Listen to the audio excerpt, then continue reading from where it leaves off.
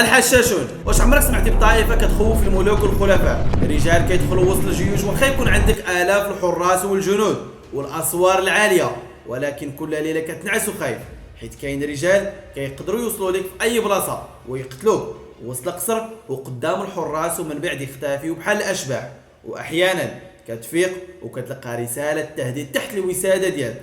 هاد الرجال ما كانوش جيش عادي، وما كانوش كيحاربوا في الساحات، كانوا كيعتمدوا على الصبر، التسلل والطاعة العمياء. الناس عرفوهم بالحشاشين، طائفة غامضة خرجت من جبال فارس بقيادة رجل ذكي وخطير بشكل مرعب، حسن الصباح.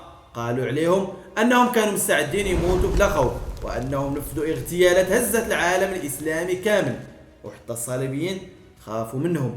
حسن الصباح ما كانش قائد عادي، كان كيآمن أن القوة ماشي في العدد ولكن في الرعب. قدر يسيطر على قلعة أسطورية سميتها الموت، ومن ثم بدا كيصنع أخطر شبكة اغتيالات عرفها التاريخ. رجال الحشاشين كانوا كيتسللوا متنكرين، كل مرة في شكل، مرة تجار، مرة فقهاء، وحتى كخدام في قصور الملوك، وهدفهم الوحيد تنفيذ الاغتيالات مهما كان الثمن. الخلفاء، السلاطين، القادة، وحتى الصليبيين سمعوا باسمهم وخافوا منهم، وكان مجرد توصلك رسالة منهم كيعني أن الموت قريب لك.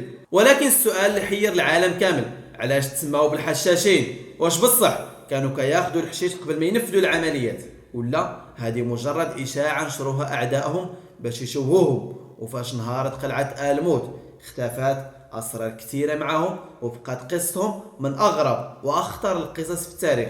هذه غير البداية، والحلقة القادمة غادي نكشفوا على الاغتيالات والأسرار والخفايا اللي ما كيعرفوهاش بزاف ديال الناس. ما تنساوش تابعونا على مدرسة الزمن، وتخليو لنا تعليق وتبارطاجيو الفيديو، وما تنساوش ديروا لنا فولو وخليونا نوصلوا هذه القصة المرعبة للجميع.